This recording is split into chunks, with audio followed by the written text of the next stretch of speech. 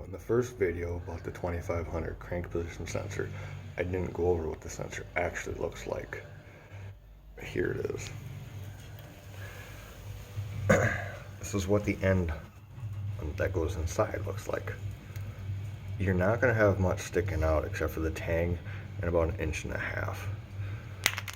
The wiring plugs in from the underneath, but I found that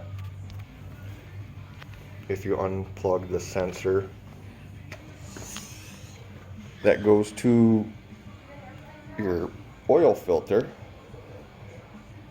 comes right off the oil filter. There's only 2 sensors that come off of that. One for the oil filter and the other one's a crank sensor. If you remove both of them, you can pull them all the way up to the top of the motor and replace them. That way you can just plug and play. Plug it in, drop it back down, stick her in there. Now, here's the mythical creature.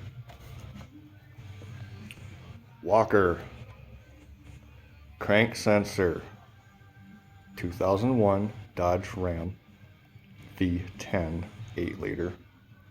Now, you can see the part number, 235-1116. I got this about 4 months ago off of eBay. At least now you have a number to start with. Now, good luck with the shit show.